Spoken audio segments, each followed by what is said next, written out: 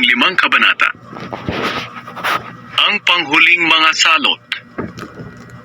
Isa pang kagilagilalas na pangitain ang nakita ko sa langit. May 7 anghel doon na may dalang 7 pang salot. Iyon ang panghuling mga salot na ipapadala ng Diyos bilang parusa sa mga tao. At nakita ko ang parang dagat na kasing linaw ng kristal na may nagliliyab na apoy. Nakatayo roon ang mga nagtagumpay laban sa halimaw at sa imahen nito. Hindi sila nagpatatak ng numero na simbolo ng pangalan ng halimaw na iyon. May hawak silang mga alpa na ibinigay sa kanila ng Diyos. Umaawit sila ng awit ni Moises na lingkod ng Diyos na siya ring awit ng tupa. Ito ang awit nila. Panginoong Diyos na makapangyarihan sa lahat, kahanga-hanga ang inyong mga gawa. Hari kayo ng lahat ng bansa. Ang mga pamamaraan ninyo ay makatarungan at tama.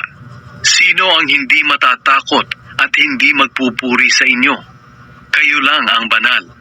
Lalapit at sasamba sa inyo ang mga tao sa lahat ng bansa, sapagkat nakita na ng lahat ang matuwid ninyong gawa.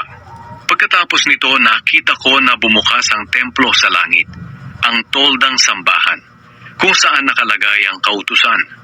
At mula roon sa templo ay lumabas ang 7 anghel na may dalang 7 salot. Nakasuot sila ng damit na puting-puti at may gintong pamigkis sa kanilang dibdib.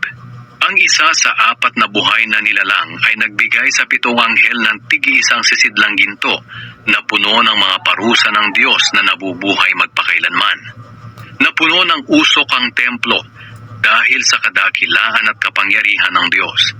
At walang makakapasok doon hanggat hindi pa natatapos ang 7 salot na dala ng 7 anghel.